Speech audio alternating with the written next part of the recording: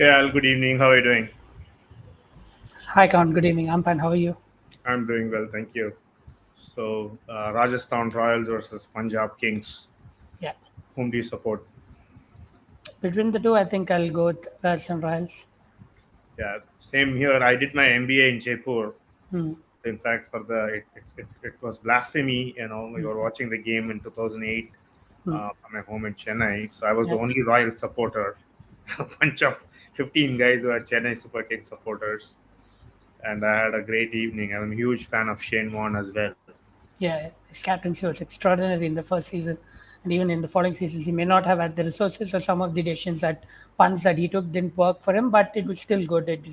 One day was one day. Some of the tactics that we're talking about being revolutionizing T20 cricket now, if you go back and watch the highlights, one day was doing it way back in 2008. Spinners were bowling in the power play, spinners were bowling at the death. Yusuf Pathan, each time Yusuf Pathan came out in the first season, it was like the bell rings and Kane or Undertaker came out. It's like the decision phase where Yusuf Pathan comes out and changes the entire course of the match, scoring a 20 ball 50. That's how good Warne was as captain. So the role Yusuf Pathan played Mm. was very similar to the role Inzama Bullock played in the '92 World Cup. Yeah. Coming out of nowhere and scoring those 20 ball 50s. Mm. And it was Jaddu, Watson, Sohail Mm. Tanveer. The Yeah. way he used his resources in his own bowling Mm. was just tremendous captaincy. And just to play the first season with Mm. that amount of cricketing brain on a new Mm. format, Mm. it's a case study by itself. It was like he was ahead of the rest of the cricketing world, and then the rest of the cricketing world caught up with him, South Africa, through 3 to 4 years. Yeah. So let's go look at yesterday's game quickly. How brilliant it was for Nokia just to come back and take those 2 wickets. I mean, just the quality of pace bowling of Andrik Nokia, take Trent Bolt or Mark Wood or even Alzari Joseph, even Shami. Mm. Uh, you know, this season seems to be the season of the raw pace fast bowlers. Yeah, when Delhi dishes out a deck like that, then it should be the season of pace bowlers. After the first innings of the last game, the first couple of overs bowled by Khalil and Mukesh Kumar. Usually if I were the DC captain, I would be really disappointed. They didn't really get anything out of the deck after seeing a first innings like that, where Shrami and even Little was moving it around in and out. But once Nokia came in, then the ball started doing things. It came in sharply and it accounted for two of those dismissals at the top. Saha and Gill were bowled by Indekers. And then again, the lack of pace bowling is what did Delhi Capitals in yesterday. And both were cross seam balls. I mean, to Mm. come up, just to pull the ball that way and deliver. Both were first ball wickets of his first over and second over. Mm. It just quality pace bowling. Yeah. Um, Looks like Sai Sudarshan has cemented his place at number three. Hardik Pandya has got great things to say about him. He has. I mean, ever since the first season of TNPL, I was one of those who was fortunate enough to watch his first season of TNPL live. There's a lot of things that stood out, and it started showing off in his IPL career as well. Even in the first season, he was at home, and in the second one, Murli Vijay in the Tamil commentary was making an excellent point about how he was getting into good positions against Nokia even before he started to make anything noteworthy yesterday. It was just the first couple of runs that he scored against Nokia. You could see the comfort level that he was in, and then the free hit, the ball that he scooped behind of Nokia was kind of cherry icing on the cake. Yeah, and it looks like they picked Dasun Sanaka as the replacement for Kane Williamson. But I don't know if Hardik Pandya will bring him into the playing 11 straight away, given they won back-to-back games and Sai Sudarshan has played so well in the last game. Yeah, I don't. I mean, given Era's fascination for pace bowlers, this is something that we observed in the last season as well. They love to go in with four specialist pace quicks, and Little may not have got a lot of wickets, but he's shown signs of promise, and the presence of Little also ensures Gujarat Titans can use Alzari Joseph at in the middle overs where he's at his best. So I think they'll continue to do what they're doing right now and have Shanaka on the bench. Maybe in the decks change towards the second half of the season, which is what happened last year as well. When they found that there's going to be more help for spinners, Sai Kishore came into the setup. Maybe that's something towards the second half of the season. Shanaka could come in, but right now I see the setup being exactly the way it is right now. It's a very curious case of Mitchell Marsh. He was in such absolute form Mm, during the Australia series, mm, and currently bowled by Mark Wood and Shami in the back-to-back innings mm, with very little feet movement. mm, It's a little weird. I mm, don't know what's gone on in his head suddenly. Maybe the decks are a lot more pacier than the decks mm. we played the one-day series. Hmm. Maybe, but I didn't follow the one day series, so I'm not sure what exactly happened there.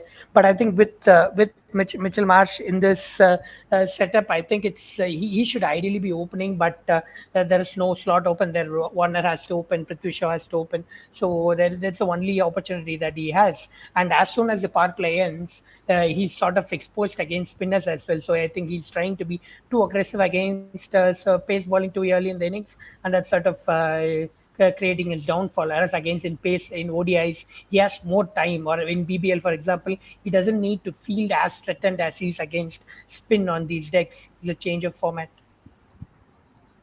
Yeah, that's a good point. So let's jump right into today's game. Guwahati, very high scoring venue.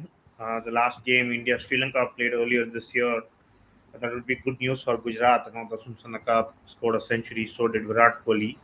But Mm, this is the South Africa game we played. So Ashdeep Singh, maybe there is some early movement that is available in this deck because Guwahati, it's very warm during the day, and once the sun sets, it starts cooling down quite rapidly. Maybe mm, those conditions give some assistance for new ball bowlers.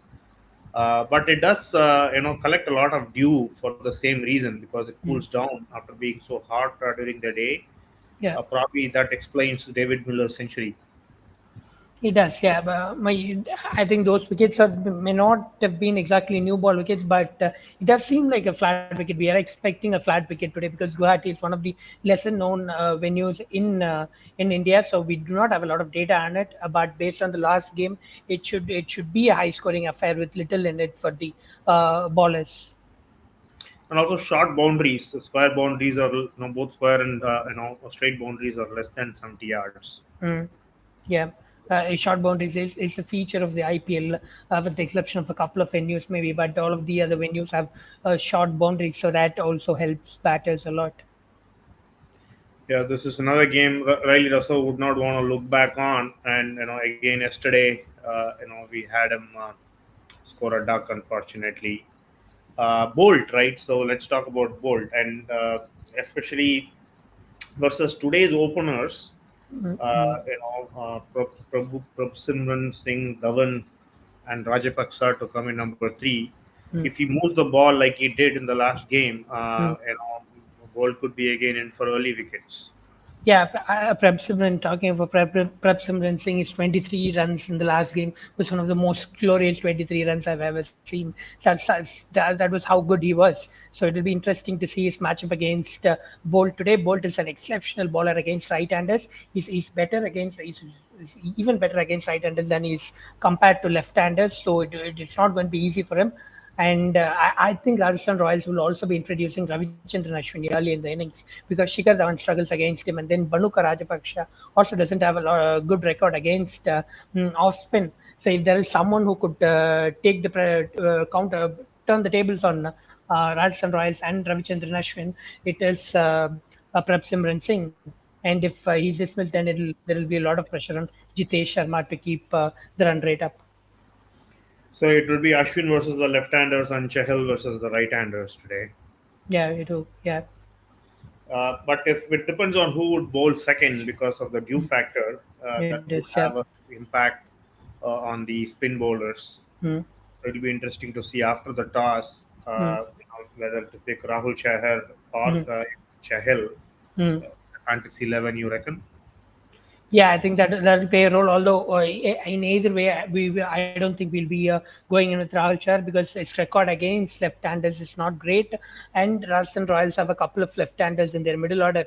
Particular Netmare at 4 and 5, and also even if the top order escapes, the top order is the one that's doing a lot of run scoring, then you'll have Jaiswal, Butler, Samson, all of whom are exceptional players of spin bowling. So you do not, I don't see the need for all child there.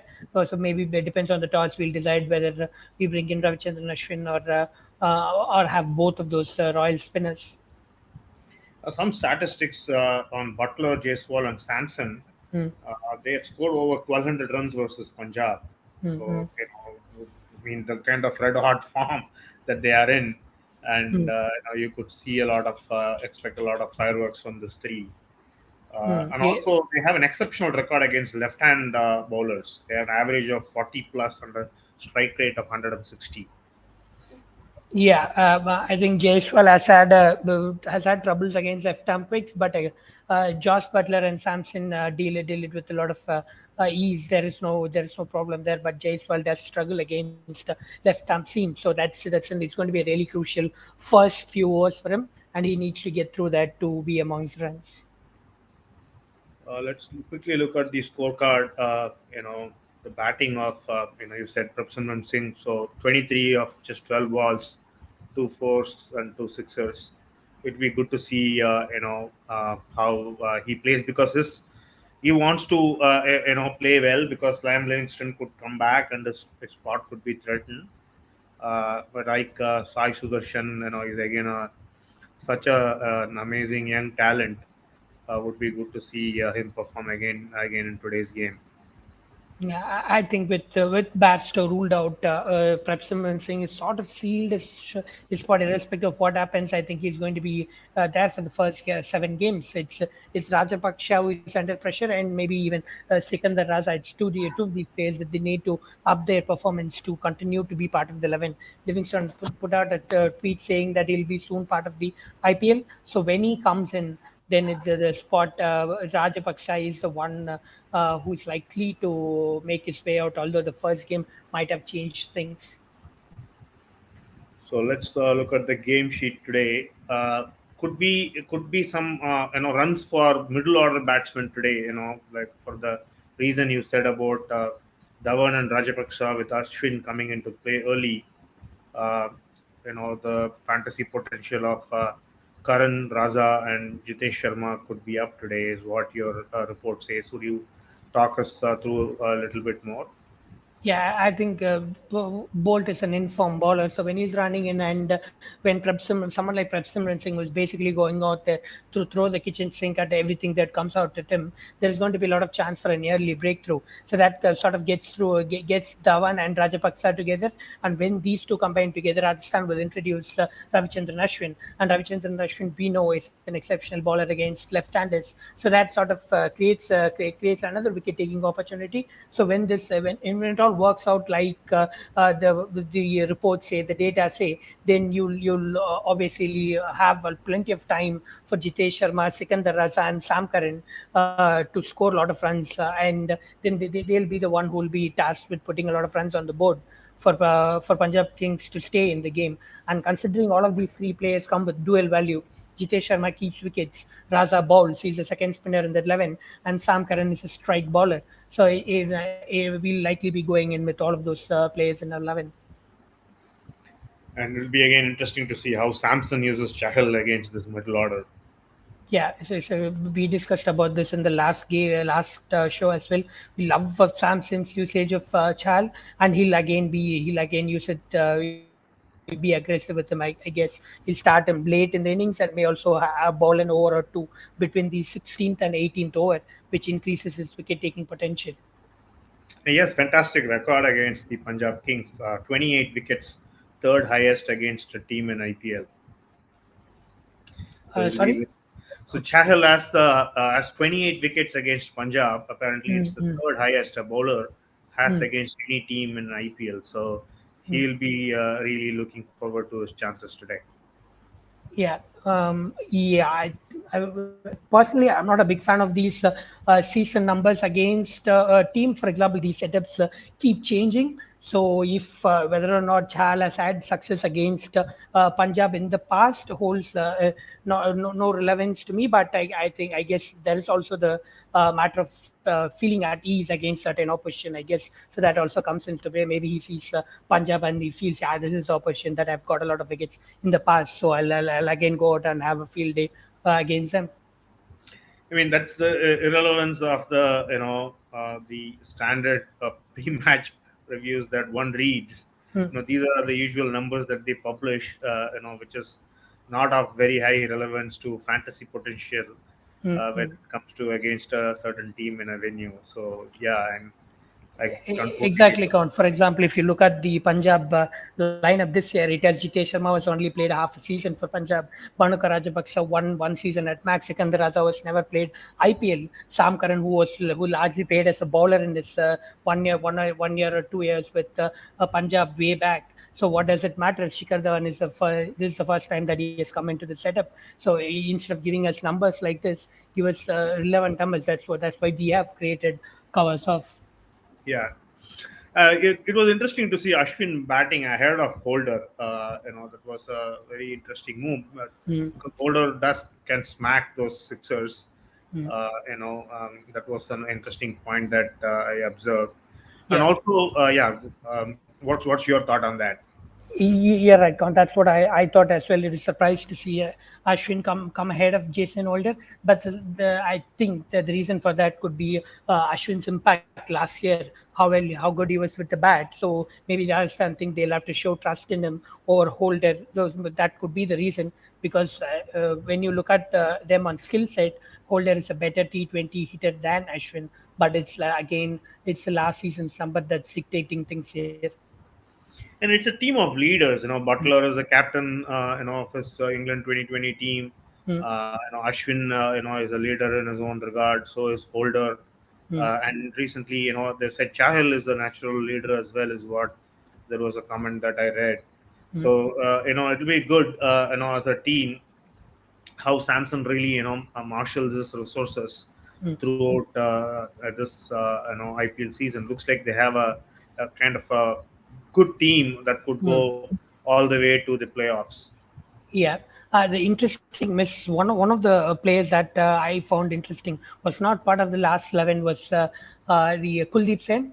He's in form and he's got also got an Indian cap after his debut for Rajasthan Royals last season. I do not know why it happened. Maybe he was injured or something. But that's the only problem that they currently have. Even though Prasid Krishna was ruled out ahead of the season, Kuldeep Singh was a reasonable backup option to fill in for him. But now that they do not have Kuldeep Sen as well, then it's up to KM Asif and Navdeep Saini. It was one of the reasons why they super subbed, impact subbed Navdeep Saini in and tried to work with him. But again, he still seems to be bowling these beamers in, and so it's sort of that Indian seamer position. That's the only thing that's troubling for them. But otherwise, I think they've got most bases covered.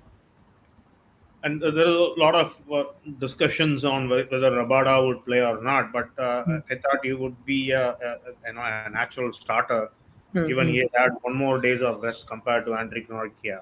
Yeah, if he's available, which we believe he is, then he's a definite starter. There is no doubt about that. I think the player who will be making his way out is Nathan Ellis. He's always a backup bowler that they had. A very skillful bowler though, but he was always going to be a backup option. So I think he'll move back to bench with Rabada taking his spot. Let's quickly take a look at matchups. There are Rabada alerts all over the sheet. Hmm. Yeah, What a class bowler that he yeah. is. I think the phase that he bowls also works for him because Arshdeep Singh and Sam Curran will be tasked with bowling in the power play with Rabada seeing more as a old ball bowler, and that's where Rajasthan Royals also have their weak links because at the top, Butler, Samson, Jaiswal are exceptional players, and Jaiswal is I think is very close to getting an India cap. So that's a solid top three. So if at all they get through that, and maybe it's even if they don't get through that, it's in the middle overs that these three players will also be taking risks. So this improves Rabada's chances of taking wickets. And even if they get out, then Rabada will be bowling at the likes of Padikkal, Hetmer, and Parag, again wicket taking chances. I mean, exceptional bowling attack, and Ashdeep looked in great form. Hmm. His form had gone down a bit, but the way he came back in the last game, Mm. and the confidence, in which his body language was even superb to watch. So Yeah. it's going to be an interesting, pace attack that going to operate against Rajasthan's such a strong batting unit. Yeah, between these two teams, I think Rajasthan Royals have got the better batting unit, and Punjab Kings have got the better bowling unit. So it's an interesting matchup, and one where toss could play a crucial role, and also the conditions. If there is something, Punjab would love to have something in it in the first 4 overs. If they have that, then they stand a good chance against this batting unit. But if there is not no assistance available, then it's going to be a long day for them, considering their batting unit. I know the sole purpose of covers off is to make your subscribers money, Mm, and one easy way to make money is to play Fanex. it is. Uh, and today's statistics are leading run taker, I mean run scorer, leading wicket taker, and the best fielding impact. Mm. So your picks are Samson for fielding, Mm. Butler for runs, and Chehal for wickets. Yeah, basically we have gone ahead with Samson over Jitesh Sharma because he's part of the stronger unit, and when you're part of the stronger unit, you naturally receive more chances on the field. So Samson is keeping wickets to two high quality spinners that brings stumping chances, wicket catching chances into play, and he also has. So that's why we have gone with Sanju Samson there.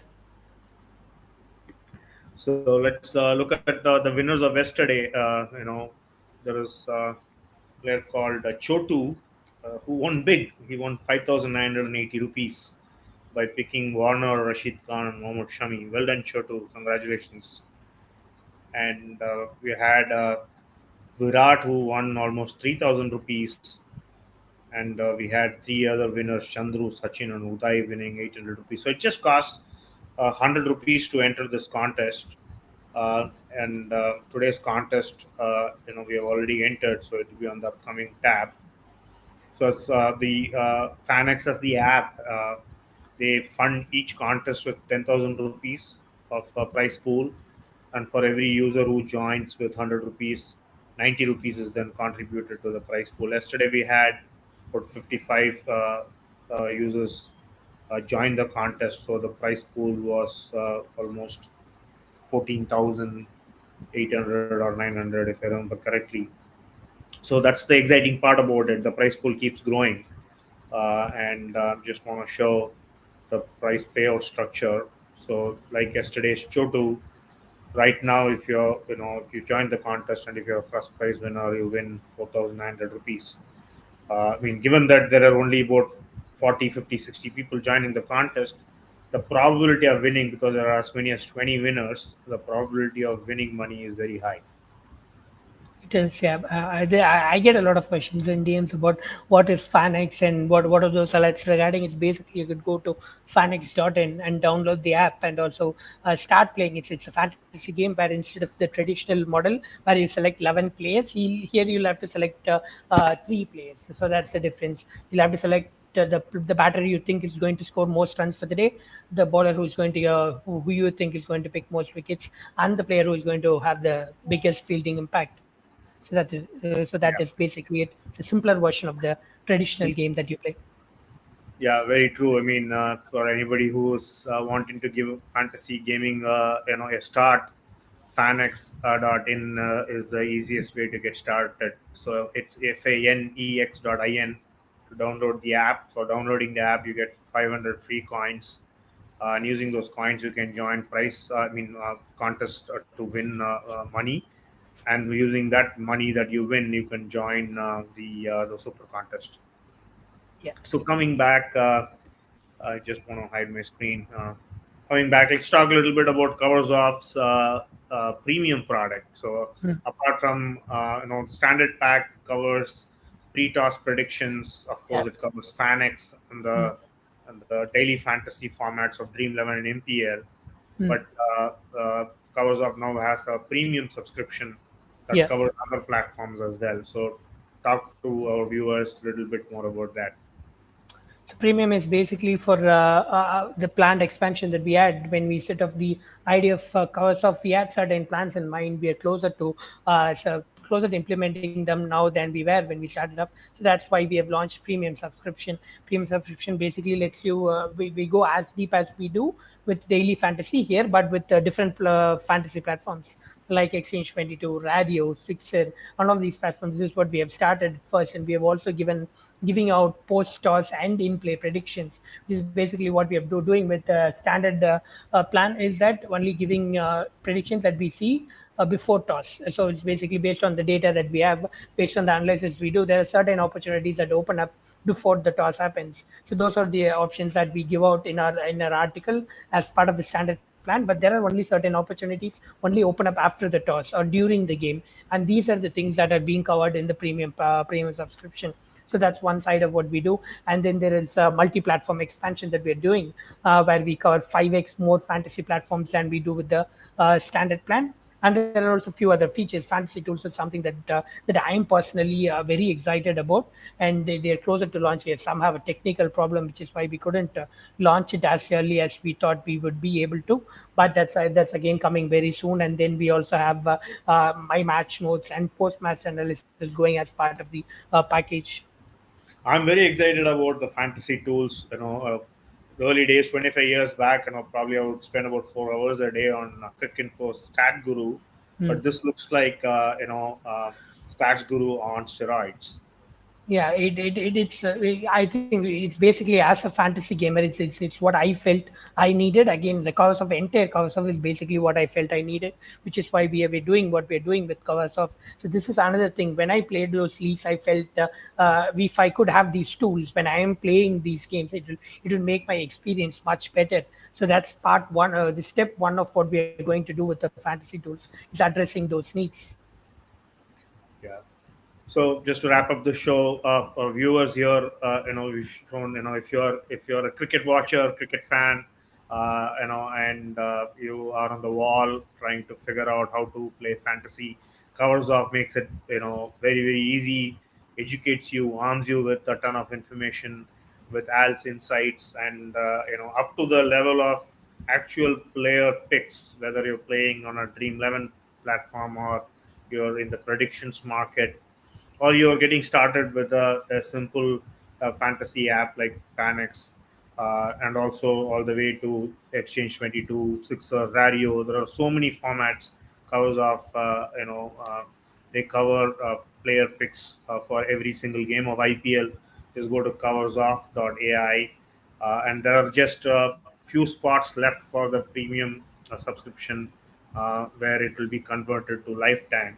And we have shown in many examples of, covers of subscribers actually winning 5,000, 6,000, 7,000 rupees in one day.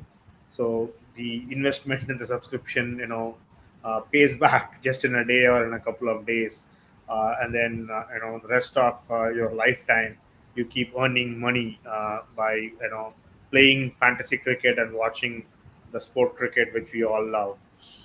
And if you are watching this show from Crazy John's or RZ Cricketer's Twitter handle, so if you click on that link and go and subscribe to Covers Off's annual standard pack, then it will get converted into lifetime. Again, the ticker says 50 subscriptions are available, but far less. Some of them have already got sold out. So please rush if you want to convert your annual subscription to a lifetime subscription. So with that, we are at the end of the show. Al, thank you so much for your time again today. Rooting for Rajasthan Royals, and enjoy the evening watching the game. Sure. Thank you. All right, take care then. Bye. Bye.